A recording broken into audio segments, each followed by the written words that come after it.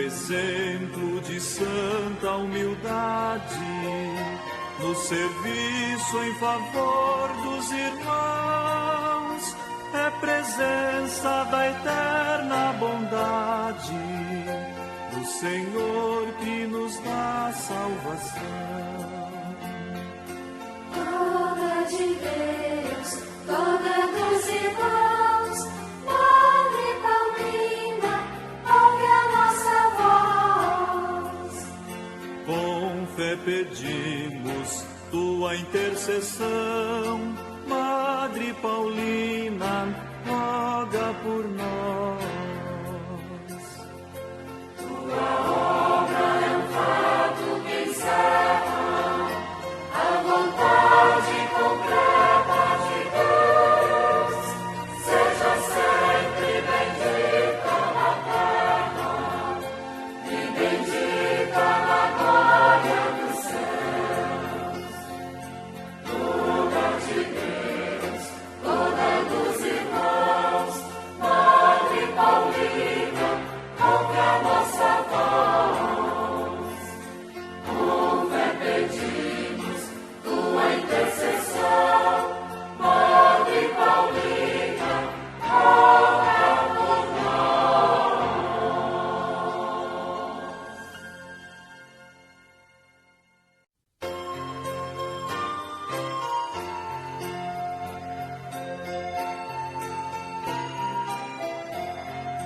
Toda de Deus, toda dos irmãos,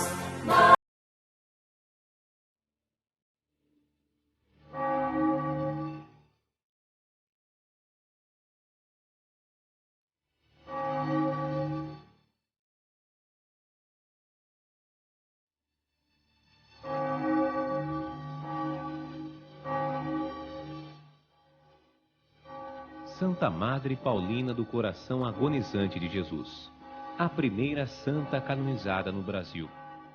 Seu nome de batismo, Amabile Lúcia Visintainen. Amabile quer dizer amável. Desde o começo, Amabile foi amável.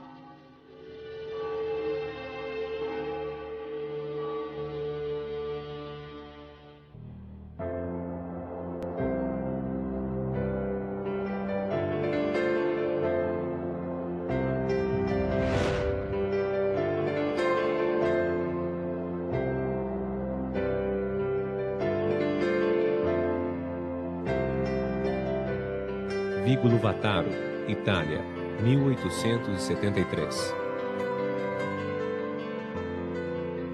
oi minha avó. Com apenas 8 anos, Amabile cuida de sua avó materna, que estava gravemente enferma, já demonstrando grande amor para com os doentes. Ana Pianeser, mãe de Amabile, quis afastar a menina desse trabalho tão difícil, desgastante e impróprio para uma criança. Mas Amabile, aos prantos, pediu para continuar cuidando de sua querida vovó, pois fazia isso com grande amor e alegria. Antes de morrer, a avó de Amabile profetizou: pelo amor com que Amabile cuida de mim, vejo que ela terá um futuro glorioso. Além de cuidar da avó, Amabile também trabalha numa fábrica de seda para ajudar a sustentar a família. Como suas colegas de trabalho são mais necessitadas, ela distribui seu modesto lanche entre elas. Amabile chega a emagrecer por causa disso, mas a alegria de seu coração é ajudar a quem precisa. Seu coração de criança já tinha a marca do amor que guiaria toda a sua vida.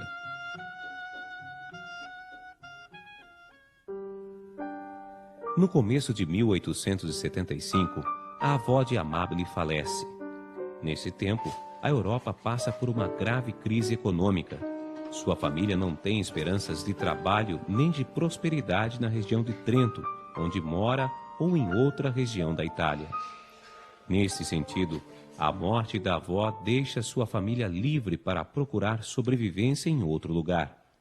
Assim, Napoleão Visintyner, pai de Amabile, decide fazer o que tantos outros italianos já tinham feito: migrar com sua família na esperança de se tornar colonizador e dono de terras no estado de Santa Catarina, no Brasil.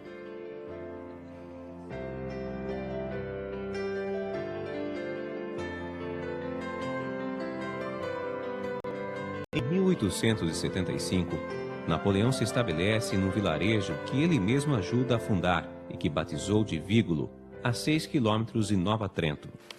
Em Vígulo, porém, as terras eram ingratas. Cada terreno produzia de 2 a 3 vezes apenas. Depois, era preciso preparar outro terreno. Tudo era muito difícil e sofrido. Mas enquanto os homens e as mulheres sofriam com a terra, Amabile sofria por outros motivos. Ela não conseguia aprender a ler. Isso se torna causa de grande preocupação para seus pais, especialmente para Anna Pianeser, sua mãe. Amabile frequenta uma pequena escola perto de Nova Trento. Esforça-se muito para aprender, mas não consegue. Anna tenta ensiná-la em casa, mas vê que a filha tem muita dificuldade.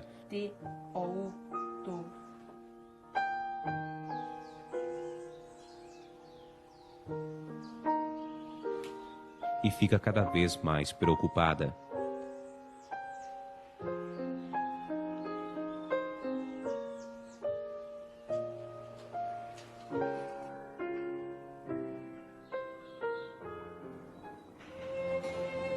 Amém. Então, acontece um fato extraordinário, quando Amabile faz a primeira comunhão.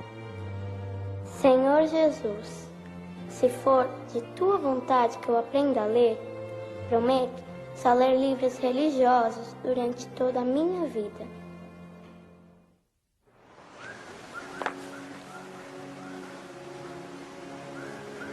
Minha alma glorifica o Senhor, e o meu espírito se extasia em gozo em Deus, meu Salvador, porque olhou a baixeza de sua serva.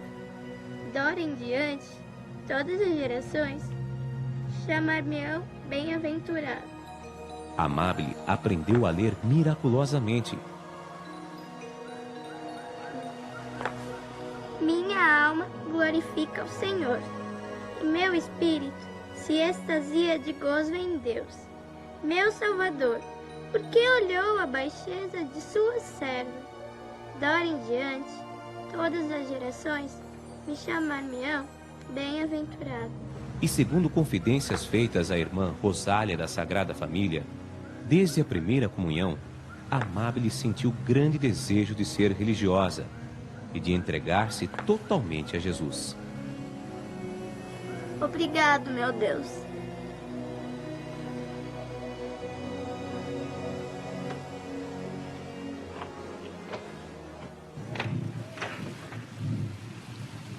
O tempo passa. Napoleão Visintyner, pai de Amabile, constrói um moinho onde ela trabalha. Amabile agora é uma jovem de 22 anos. Ela conserva no coração o sonho de ser religiosa. Amabile, veja o que eu descobri. Nessa época, chega em Vígulo outra imigrante italiana, Virginia Nicolotti. As duas tornam-se amigas inseparáveis. Virgínia compartilha o mesmo sonho de Amabile. Ela também quer ser freira. Porém, para aquelas duas colonas perdidas no sertão catarinense, este era um sonho impossível. Mas elas não desistem e passam o tempo trabalhando, rezando e sonhando com uma vida mais entregue a Deus, a serviço da igreja.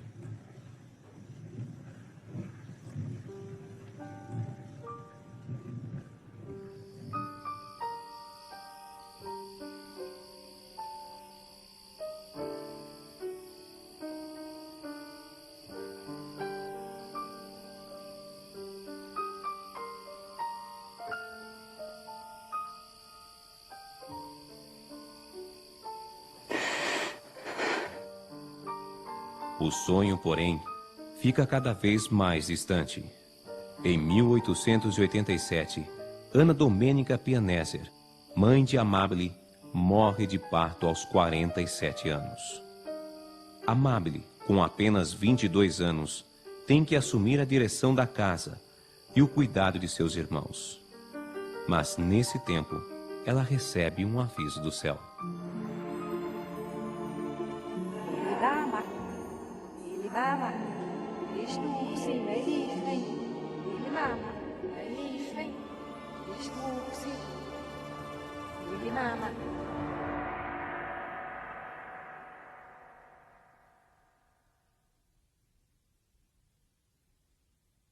Amabile tem um sonho que se repete por 3 noites seguidas. Na primeira noite, ela não consegue compreender as palavras de Nossa Senhora. Mas na noite seguinte... Amabile, é meu ardente desejo que você comece uma obra. Quero que você trabalhe pela salvação de minhas filhas. Mas como eu poderia fazer isso, minha mãe? Sou pobre. Não tenho recursos.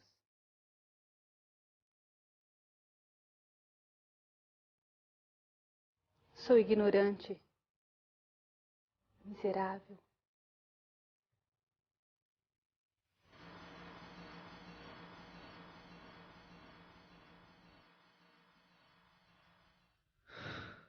Amabile passa o dia pensando na proposta. Na noite seguinte, dá sua grande resposta. Neste último sonho, mais revelações foram feitas. Amabile, o que você decidiu em seu coração? Eu decidi servir-te, minha querida mãe. Sei que sou uma pobre criatura, mas para satisfazer ao desejo da Senhora, prometo que vou me esforçar o máximo que puder. Mas não tenho quem me ajude. Eu vou estar sozinha nessa missão? Não, minha filha. Eu vou providenciar uma pessoa que lhe ajudará.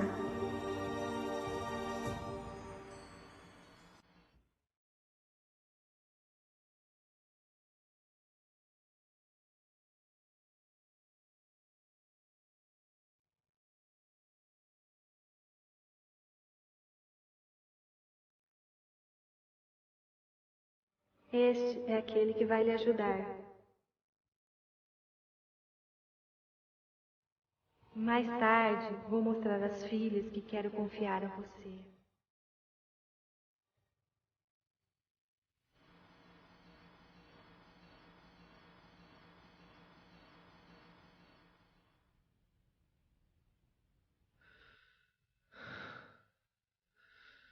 Mas o tempo passa e Amabile não vê a promessa se cumprir. É preciso caminhar na fé, sem ver, na certeza de que a palavra de Nossa Senhora se cumprirá. Certo dia, porém, chega Vígulo, um novo missionário jesuíta.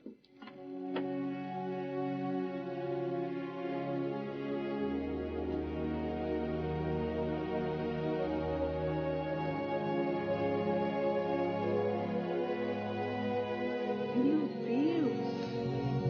É o padre Marcelo Roque. Ai! Aquele mesmo que Nossa Senhora tinha mostrado a Amabile no sonho. A partir desse momento, muita coisa começa a acontecer. Primeiro, o seu pai casa-se novamente. Amabile fica livre para realizar seu sonho. Segundo, aparece em Vígulo uma doente de câncer cuja família não tem condições de cuidar. Logo, todos dizem que as únicas que podem fazê-lo são Amabile e Virgínia. Como não tinham onde colocar a pobre mulher, Padre Roque consegue uma doação. Um casebre de 6 metros por 4, que foi chamado de Hospitalzinho São Vigílio. No dia 12 de julho de 1890, Amabile e Virgínia deixam a casa dos pais e passam a morar no Hospitalzinho. Este momento marca o nascimento de uma nova congregação religiosa, mas as duas ainda não sabem disso. São José, pensai vós por nós. São José, pensai vós por nós. São José, pensai vós por nós. São José, pensai vós por nós. Em nome do Pai, do Filho e do Espírito Santo. Amém.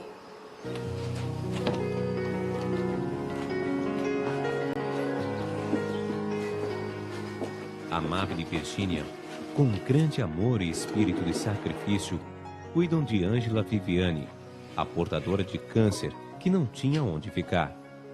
No começo, Ângela era revoltada e sempre insultava Amabile e Virgínia, mas o amor e a paciência das duas converte o coração de Ângela, que pouco tempo depois morre na graça de Deus. Depois disso, ambas continuam acolhendo doentes e órfãos no Hospitalzinho São Vigílio. Naquela época, muitas mulheres morriam de parto deixando filhos pequenos. Amabile e Virgínia acolhem a todos, dando-lhes, além de carinho e amor, catequese, alfabetização e uma esperança de vida.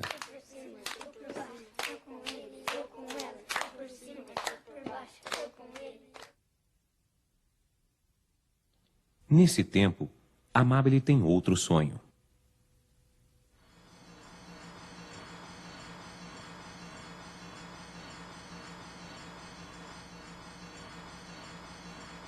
Eis as filhas que te confio.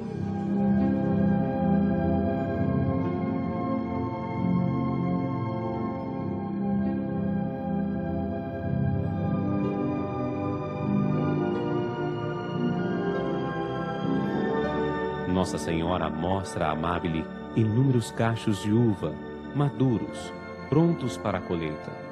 No meio das uvas aparece um grande número de meninas, moças e mulheres adultas que viriam a entrar na futura congregação. A grande colheita será de almas e corações daquelas que Nosso Senhor escolheu para seguirem os passos de Amabile.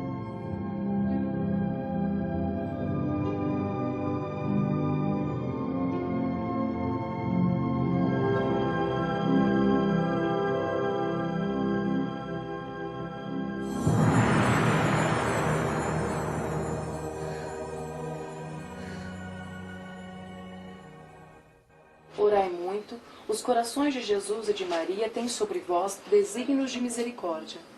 Então nós temos... Pouco tempo depois do sonho, a profecia começa a se cumprir. Ao adorar a hóstia e o sangue preciosíssimos, na última aparição às crianças, termina assim a sua... Em 1891, a pequena obra recebe Teresa Mauli, uma imigrante italiana que se sente chamada a viver com Amabile e Virgínia, servindo a Deus e aos irmãos. As três passam a ser chamadas de as enfermeiras.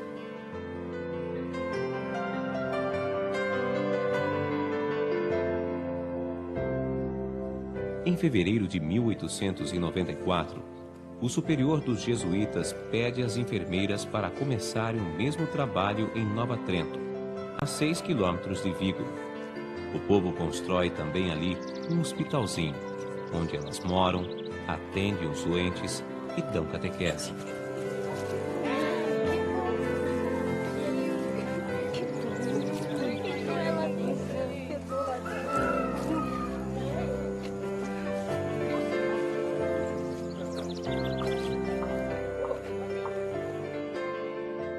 O padre Marcelo Roque é transferido para Goiás. e o padre Luigi Maria Rossi chega para substituí-lo. Padre Rossi terá um papel importantíssimo na vida de Amabile. Em agosto de 1895, Dom José de Camargo Barros, bispo de Curitiba, reconhece a obra como um instituto religioso. Padre Rossi fica incumbido de orientar, dirigir e receber os votos das futuras religiosas. Em dezembro de 1895, Amabile, Virgínia e Teresa fazem os primeiros votos. Amabile deu à comunidade o nome de Filhas da Imaculada Conceição.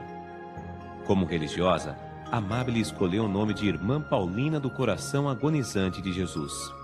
Virgínia passou a ser chamada Irmã Matilde da Imaculada Conceição e Teresa, Irmã Inês de São José.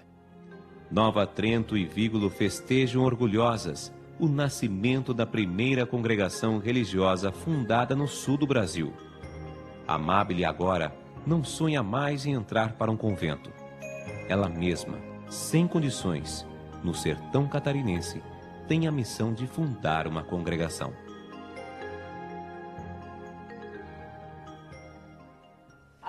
E o espírito empreendedor daquela jovem camponesa que ousou sonhar com o impossível ganha forças.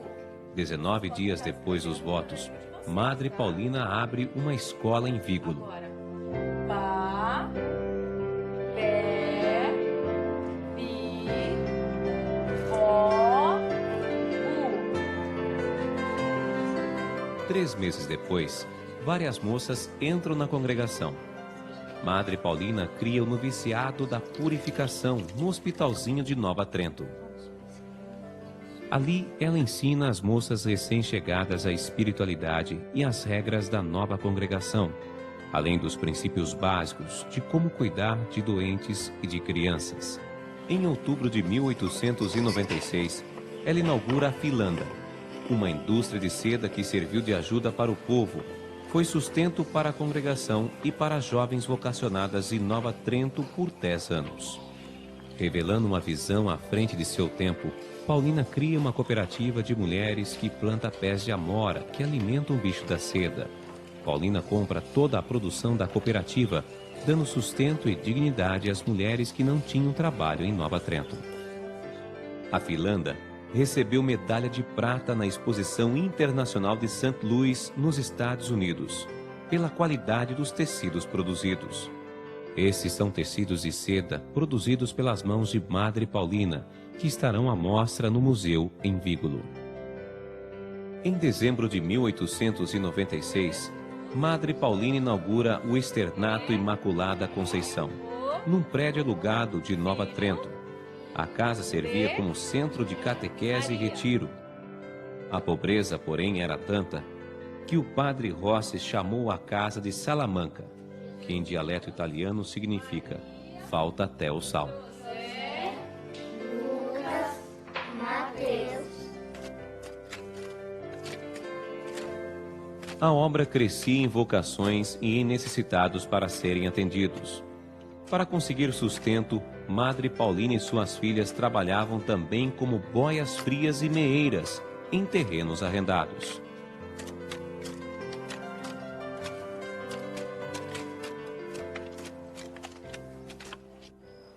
Madre Paulina. Em fevereiro de 1903, Padre Luiz Maria Rossi, orientador da congregação, convocou todas as irmãs para a eleição do governo geral da congregação. Irmã Matilde.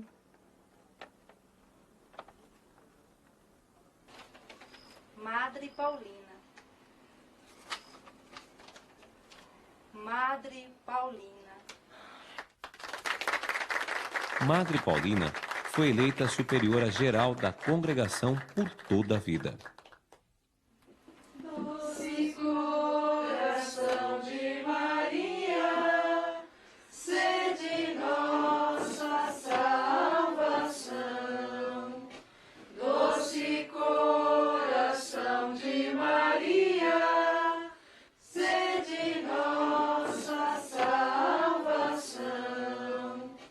Que Deus ilumine essa nova fase de sua vida.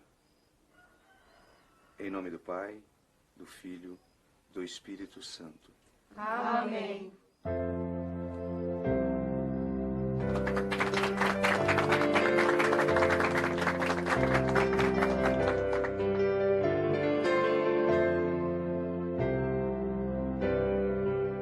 Alguns dias depois, Padre Rossi foi transferido para São Paulo.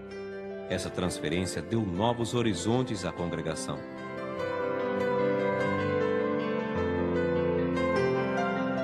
Em junho de 1903, Padre Rossi convida Madre Paulina para iniciar uma comunidade na cidade de São Paulo e começar um trabalho de assistência aos ex-escravos, principalmente idosos e desamparados. O trabalho começa com muita pobreza e dificuldade, mas também com muito amor e espírito de sacrifício. Logo, alguns benfeitores começam a ajudar. Dentre eles, Conde Dr. José Vicente de Azevedo, advogado, e Dona Ana Brotero de Barros, uma viúva rica que ajudou por anos a fio a obra de Madre Paulina. Em agosto de 1905, o trabalho se expande para a Santa Casa de Misericórdia em Bragança Paulista, onde Madre Paulina trabalha por um ano. Depois, suas filhas deram continuidade ao trabalho. A congregação começa a se expandir para outras cidades. Em 1906, Dom Duarte Leopoldo e Silva é nomeado arcebispo de São Paulo. Ana Brotero torna-se grande amiga de irmã Serafina, e as duas começam a interferir na congregação. A interferência chegou a tal ponto que Dona Ana queria até ser consultada sobre transferência de irmãs, admissões para os votos, fundações em outras cidades e outras particularidades. Madre Paulina não aceita esta ingerência e tem uma conversa franca com Ana Brotero. Está interferindo muito. Pensou até em dividir a congregação? Ana, ressentida, afasta-se da casa das irmãs por 6 meses e relata o fato a Dom Duarte.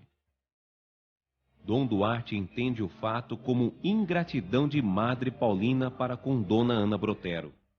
Por isso, uma importante decisão é tomada. Padre Rossi, mande Madre Paulina de volta para Nova Trento. Depois escreva uma carta dizendo que, por ordens minhas, ela fique lá por 2 anos, para se refazer no espírito religioso. Se ela me aparecer por aqui durante esse tempo, eu vou destituí-la do cargo de superiora geral da congregação.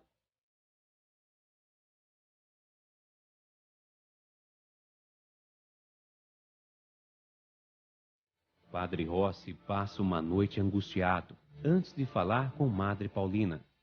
Ele tenta reunir forças para falar a ela sobre a ordem de Dom Duarte, mas não consegue. Padre Rossi chegou a escrever a carta que Dom Duarte mandara, mas esta carta nunca chegará nas mãos de Madre Paulina. Até hoje não se sabe se a carta se extraviou ou se Padre Rossi não a enviou.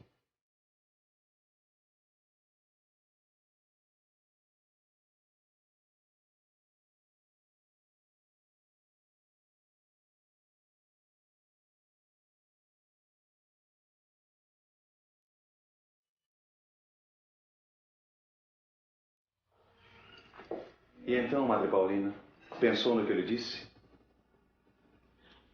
Sim. Pois então, volte para Nova Trento. Vá se refazer um pouco. Passe os tempos por lá. Reveja as suas filhas. Encoraje-as. Anime-as. Depois, as coisas mudam. E o tempo, este se encarrega de fazer o resto. Padre Rossi não fala claramente sobre a ordem de Dom Duarte.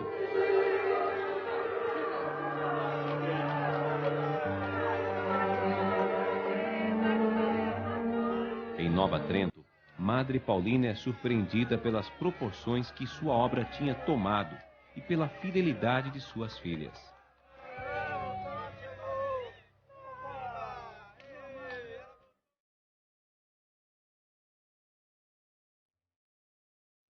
Mas com o passar do tempo,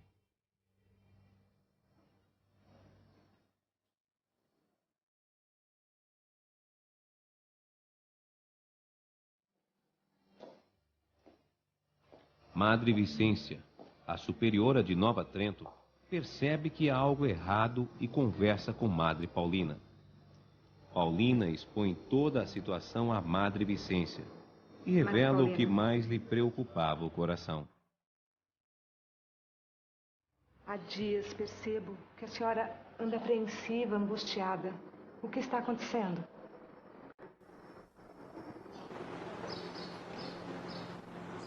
Segundo o que a irmã Serafina me falou, o padre Rossi, ele pensa em deixar de ajudar a nossa congregação.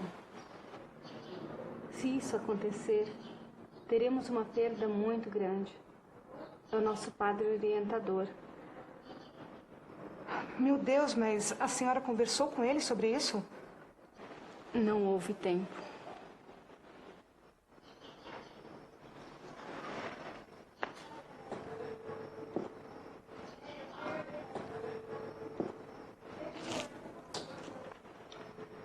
Pois então iremos até São Paulo. Conversaremos abertamente com ele. Se ele nos deixar, com quem vamos contar?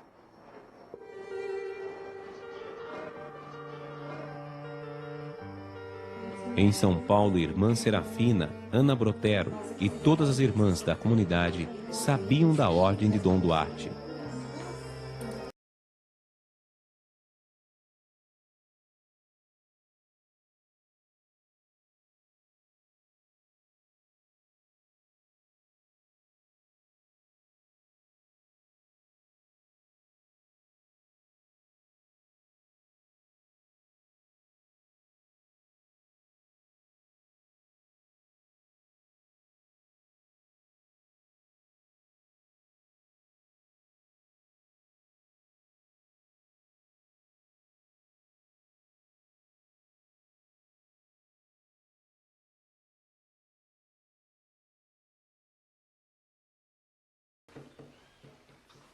As duas encontraram Padre Rossi pregando missão em São Roque, interior de São Paulo. Madre Paulina, o que é que a senhora está fazendo aqui? Padre, Como a senhora desobedece uma ordem expressa do senhor arcebispo? Que ordem? Ora, que ordem? Eu escrevi uma carta para a senhora, dizendo que não voltasse a São Paulo 2 anos antes de sua partida. Mas eu não recebi essa carta. Como não recebeu a carta? Não recebi, padre. Estou lhe dizendo. Padre Rossi, as irmãs estão nos evitando. Não sabemos o que está acontecendo. Viemos lhe pedir, por favor, não abandone a nossa congregação. Nós precisamos muito do senhor. Abandonar a congregação? Abandonar minhas filhas? Eu jamais faria uma coisa dessas. Quem incutiu essa ideia na cabeça de vocês? Irmã Serafina. Ah, irmã Serafina. Está explicado. Ela revoltou-se contra mim e acusou-me ao superior dos jesuítas. Meu Deus! Mas deixem isso comigo. Depois eu me entendo com ela.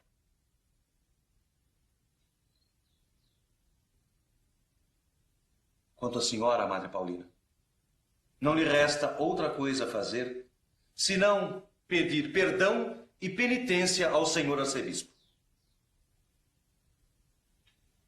Padre, o senhor acha que Madre Paulina deve pedir perdão por uma falta que ela não cometeu? Ela não recebeu a sua carta. Se soubesse das ordens de Dom Duarte, ela jamais o teria desobedecido. Não, minha filha. A essa altura, Dom Duarte já sabe da presença de Madre Paulina na Arquidiocese de São Paulo. E sem saber que ela não recebeu a carta, ele deve estar entendendo isso como um ato gravíssimo de desobediência. Não há outra coisa a fazer.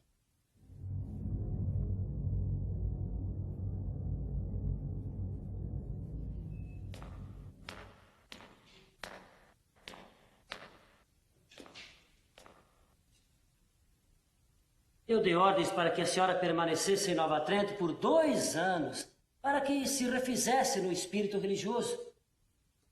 Mas, pelo que vejo, não adiantou. Senhor arcebispo.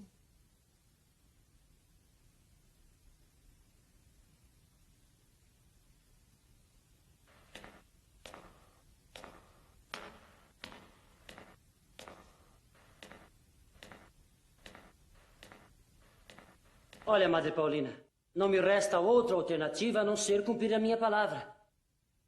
A senhora será destituída do cargo de superiora geral da congregação.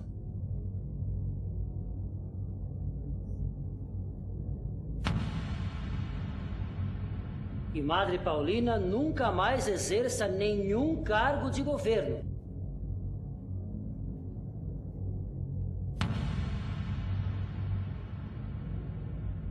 Viva e morra na congregação como súdita.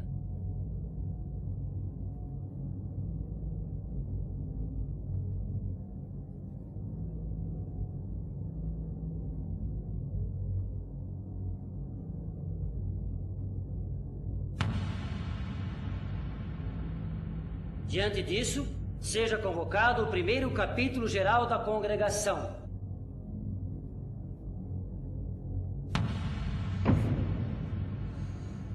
E seja eleita a nova superiora geral. Senhor arcebispo, estou disposta a entregar a congregação à nova superiora geral.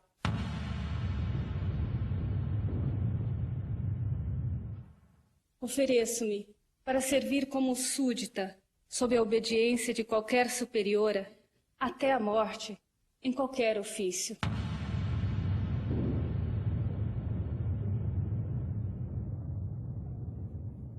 Meu único desejo é que a obra de Deus siga adiante e que, por intermédio dela, nosso Senhor Jesus Cristo seja conhecido, amado, adorado por todas as pessoas, em todo o mundo.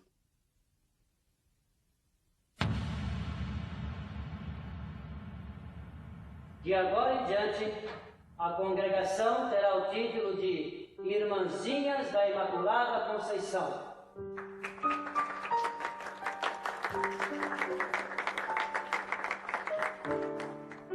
Declaro eleita superiora geral da congregação pelo período de 10 anos, Madre Vicência Teodora da Imaculada Conceição.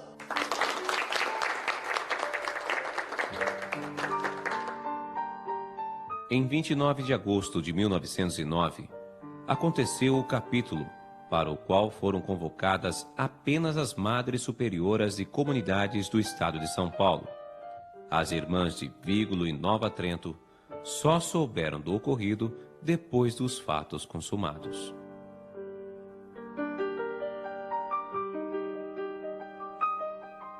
Deus abençoe a sua missão, minha querida irmã.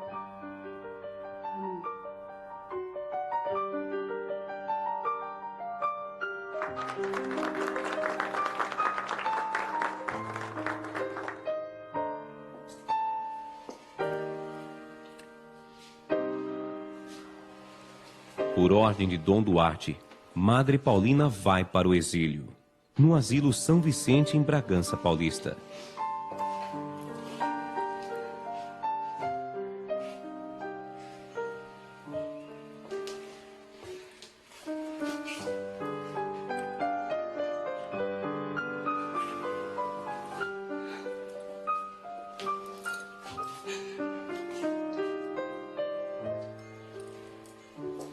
Na emocionada despedida de suas irmãs no Ipiranga, mais um testemunho de amor e humildade.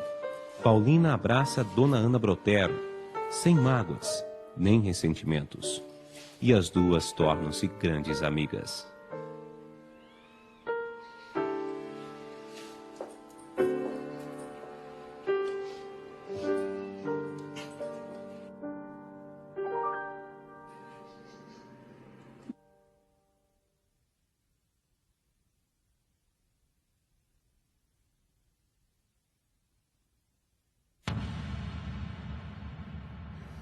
Irmã Serafina, por alimentar ideias de insubordinação contra a autoridade, foi mandada para a Santa Casa de São Carlos, interior de São Paulo.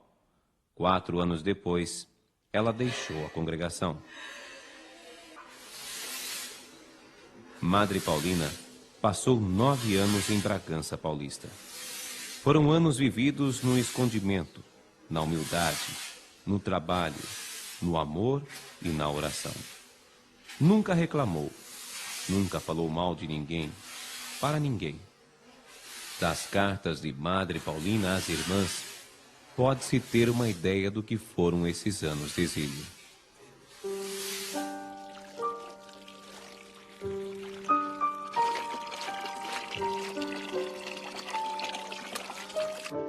Estou contente por estar onde a santa obediência me mandou.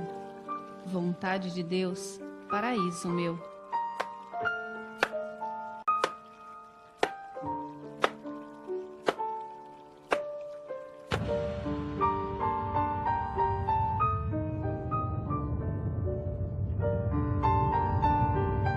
Quanto mais Paulina se humilhou, mais sua obra cresceu pelo interior do Brasil. Surgiram novas comunidades em São Carlos, Rio Claro e Itatiba. Tenho muito que sofrer nesta casa, mas tudo é suavizado pela presença de Jesus sacramentado. Ele está comigo. No exílio fecundo de Madre Paulina, a congregação das Irmãzinhas da Imaculada Conceição se expandiu para Avaré, São Manuel e Amparo. Fiquei sozinha, com 25 velhinhos. Morreu-me um com 111 anos. Que Deus seja bendito em todas as coisas.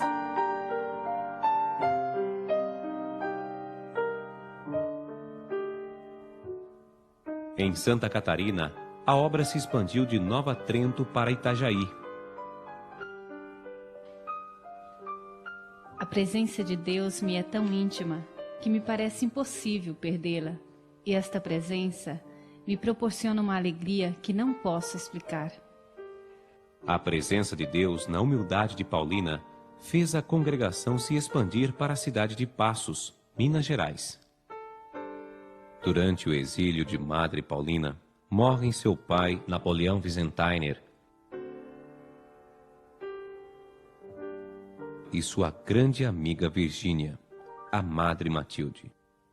Paulina não pôde comparecer aos funerais. Meu desejo é trabalhar, obedecer e morrer abandonada por todas as criaturas deste mundo, sendo lembrada somente pelo meu querido Jesus, que tanto amo. Dom Duarte!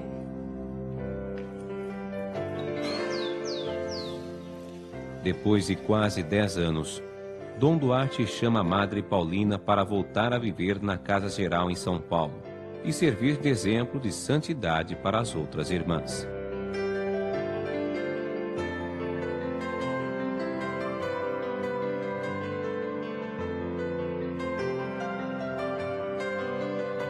Madre Paulina passou 23 anos na Casa Geral como uma simples irmã, contando a história da congregação.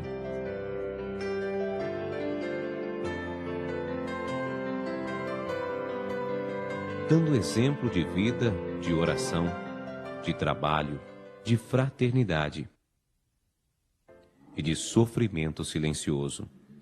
Nesses anos, morreram seus grandes amigos, Padre Rossi, pai espiritual da congregação, e Madre Vicência.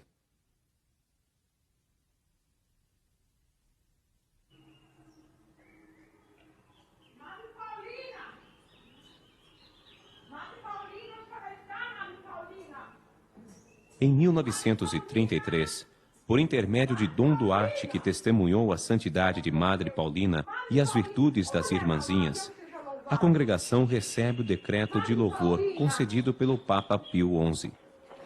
Olha o que chegou para a senhora, Madre Paulina. Decreto de louvor. É a suprema consagração da obra de Madre Paulina.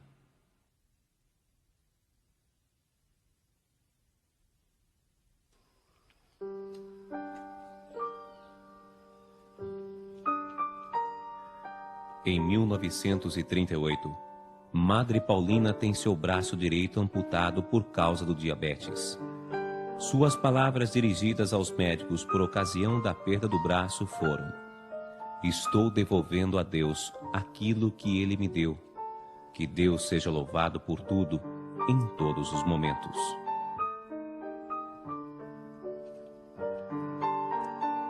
Segundo o relato dos médicos, Madre Paulina enfrentou a cirurgia com grande serenidade e paz, sem reclamar um momento sequer.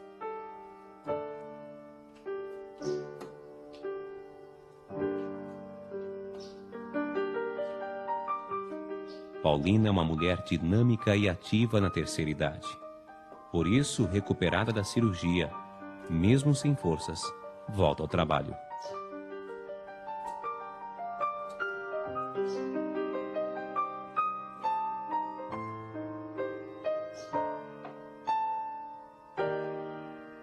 Como João Batista quis desaparecer para que Jesus Cristo aparecesse.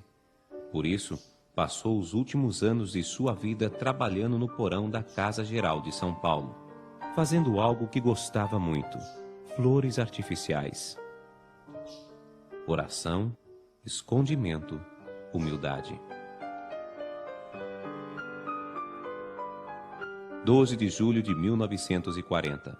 Cinquentenário da fundação da congregação. Já sem um braço e quase cega por causa do diabetes, Madre Paulina dá às superioras de todas as casas reunidas em São Paulo o seu testamento. Minhas queridas filhas, sede bem humildes. Nunca, jamais desanimeis. Mesmo que venham ventos contrários. Confiai em Deus e em Maria Imaculada. Permanecei firmes e adiante. Santa caridade entre vós, especialmente para com os doentes das santas casas e dos asilos.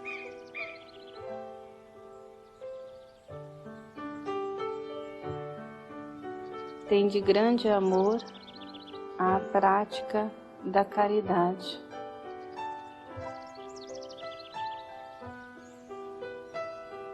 Está terminada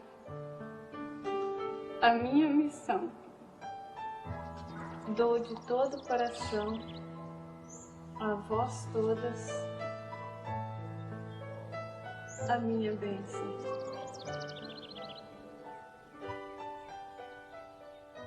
Se o grão de trigo não morrer, ficará na solidão, mas se morrer, muitos frutos há de dar. Em 9 de julho de 1942, Madre Paulina morre num quarto da Casa Geral das Irmãzinhas, no bairro do Ipiranga, em São Paulo. Pouco tempo depois de sua morte, começam os relatos de graças alcançadas por seu intermédio.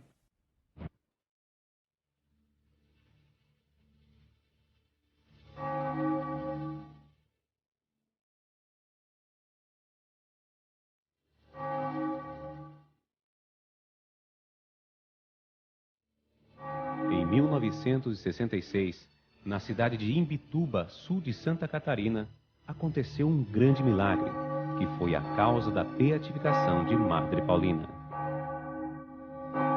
Eu estava grávida, né? E pelas minhas contas, eu ia ter o meu neném naquele mês, que era justamente o mês de setembro, do ano de 1966. Então, ao chegar ao médico, o médico me deu uma notícia de que não se auscultou batimento cardiofetal. Não. Chegamos à conclusão que era um feto morto, que já devia estar morto aí há 3, 4 meses. Então eu me internei no dia 21 de setembro. Você interna, bota um sorinho fisiológico, algumas substâncias que nós chamamos de ocitóxicos, são drogas que fazem o útero se contrair para expelir o feto, né? E ela ficou internada, se não me engano, aí foi dia 21 de setembro de 66. E internou, nada, sem contrações. No outro dia a mesma coisa, se tentou de novo e tal, nada. Não se desencadearam o trabalho de abortamento, a gente conversou, nós vamos ter que fazer uma curetagem uterina. E eu já estava consciente que neném já não tinha mais. E fizemos a curetagem, foi a coisa mais traumática que eu já fiz na minha vida. Você não pode imaginar o que é você retirar um feto morto há 3, 4 meses do útero de uma mãe. Só que depois eu comecei a ter uma hemorragia. E ela começou a sangrar. Nós providenciamos sangue, tá, para transfundir, mas onde você fazia a flebotomia, ou seja, onde você pegava o vaso para transfundir o sangue, sangrava. Você pegava aqui e sangrava, pegava aí, certo? Fiquei sem pulso, sem pressão. Ela chocou, 0 de pressão, sem pulso, sem nada. E eles foram lutando muito. Ela ficou assim, no mínimo 12 horas chocada e em coma. E lá, uma certa hora, ele chamou um outro médico para ajudar ele, que foi justamente esse médico que eu tinha me tratado, tinha feito o pré-natal com ele, né? Aí o colega esse disse, olha, vamos tentar na última instância. Eu digo, Savas, mas o problema não está no útero, isso aí é um problema geral, né? De anfibrinogenemia, mas vamos tentar. Eu digo, tá, então vamos lá. Fomos para a cirurgia, coisa mais traumática que eu já vi na minha vida. A cavidade cheia de sangue, você não enxergava nada. O grande inimigo do cirurgião realmente é o sangue, né? Aí tirou o útero, lesou o ureter. Ele disse que lesou o ureter, eu só auxiliei ali e tal. Ela ficou acho que 24 horas depois na sala de parto, sangrando o tempo inteiro. Sangue entrava e saía, sempre chocada. Para minha sorte, e eu acho que para a sorte de Imbituba, eram as irmãzinhas da Imaculada Conceição que dirigiam na época o nosso hospital.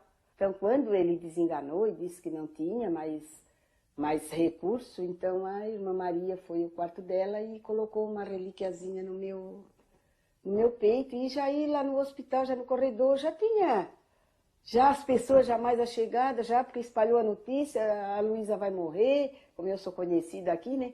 A Luísa vai morrer, então aí já tinha uns tios meus e mais uns vizinhos, amigos, já estavam por lá assim para amparar a família, na verdade. Então a irmã disse, não quero mais ninguém no corredor, vamos tudo para a capela. Então elas fizeram oração lá dentro da sala de cirurgia e o pessoal na capela. Então aquele dia 23, o resto do dia e à noite foi revezado, porque daí lá no hospital ficou mais gente, ficou alguém, porque ele continuava desenganando e dizendo que não tinha mais jeito. E digo, olha, não tem mais o que fazer, é um caso perdido, tá? Então, naquele entra e sai de pessoas, elas rezaram a noite toda, foi feita oração à Madre Paulina para que ela intercedesse junto de Deus e me devolvesse a vida.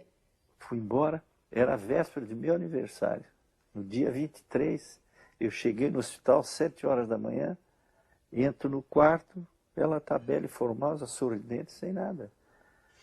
Eu realmente estranhei, né? Aí as irmãs, o que é que o senhor está achando, doutor? Eu não estou achando nada, né? Para mim, ela está viva, é uma surpresa, mas o que tinha a fazer a gente fez e tal. Aí elas me perguntaram se eu conhecia a Madre Paulina. Eu disse, não, nunca tinha ouvido falar em Madre Paulina.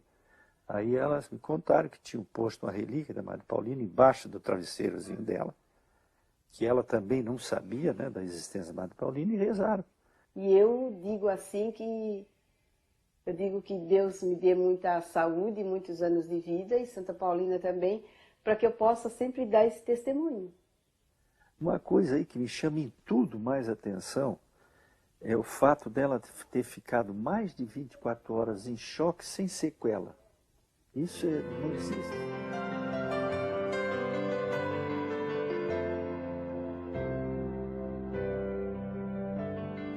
Em 1992, Na cidade de Rio Branco, no Acre, acontece o segundo milagre, com a recém-nascida Isabruna. Esse se tornou a causa de canonização de Santa Paulina. Começou tudo porque eu vi na televisão que o meu esposo, José Alberto, viu o Papa beatificando, me chamou. E quando eu cheguei em frente à TV, que estava passando a beatificação da Madre Paulina, eu fiquei assim parada, eu senti assim uma coisa no meu coração que me emocionou muito, uma alegria, assim, uma esperança, uma força. Que era uma criança que nasceu com malformação cerebral, que a gente chama em medicina meningoencefalocele occipital. É uma malformação congênita que se dá nos primeiros 30 dias de formação do feto. Tá? Essa malformação normalmente é mais grave quanto mais alto for a malformação. No caso dela era uma malformação alta na região occipital. A malformação era mais ou menos do mesmo tamanho do crânio da criança. E informamos para a família que o prognóstico dessa patologia era mau, né? Quase 100% é gravíssimo, né? Essa malformação vem acompanhada de outras malformações intracerebrais que deixam a criança deficiente mental, cega ou paraplégica, entendeu? Então, a grande maioria, por não dizer quase todos eles, chegam a ser deficientes mentais, né? Aí fizemos a cirurgia, a cirurgia correu bem, tiramos toda a massa encefálica que achamos que era neoformada, tudo, e conseguimos fazer a plástica, fechar a abertura craniana que tinha, né? E foi fechado tudo. Só que ela operou com o retratinho da Madre Paulina, que a avó tirou de uma revista, enrolou, né? Era manchete que deu uma reportagem muito grande. Ela enrolou e colocou na mãozinha da neném. No pós-operatório, nas primeiras horas, evoluiu mais ou menos bem e depois começou a complicar, como já era esperado praticamente, porque na malformação grave, né? Depois de mais ou menos 12 horas, um pouquinho a mais, ela começou a fazer crises convulsivas, começou a piorar o quadro clínico dela, começou a fazer paradas respiratórias e cardíacas. O pós-operatório dela foi o pior, porque teve 3 paradas cardíacas, a convulsão cerebral que parou quando ela ficou clinicamente morta, quer dizer, desenganada pelos médicos, já necrosada.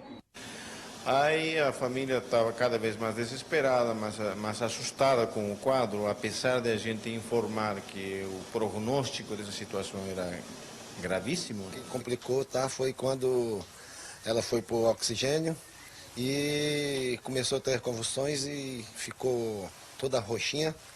Foi quando eu falei para minha mulher, vamos batizá-la para não morrer pagã, que é o dito, né, falado. Parece assim que eu não sei, não tenho nem explicação. Eu sei que eu pedi, Madre Paulina, eu quero ser sua devota. Mas tiveram fé, tudo, fizeram a reza. E de repente a Isa renasceu através da Madre Paulina, né? Pela fé que nós tivemos, pela promessa que nós fizemos. Gradativamente ele foi melhorando o quadro clínico, se estabilizando, começou a parar as convulsões, começou a ficar mais ativa. E hoje a Isa está aí, é o nosso orgulho. Um milagre, porque realmente é uma evolução que a gente não dá para acreditar. Eu estou muito satisfeito que ser parte dessa coisa fantástica, desse milagre. Esta é uma réplica fiel do Hospitalzinho São Vigílio, em Vígulo, Santa Catarina, onde Madre Paulina iniciou sua obra. Grandes ideais nasceram aqui. Aqui Paulina começou a realizar seus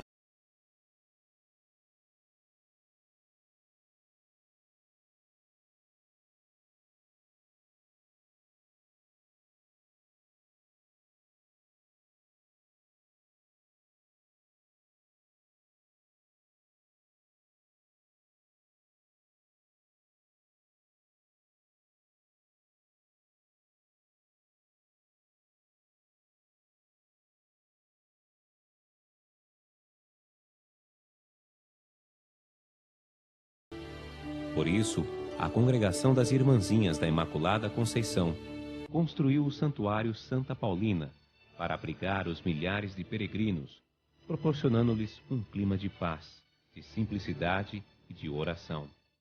Aqui, os peregrinos renovam suas forças, fazem seus pedidos e agradecem àquela que soube ser simples, humilde e cheia de paz. Amabile Lúcia Visentainer, amabile, amável, Santa Madre Paulina do Coração Agonizante de Jesus.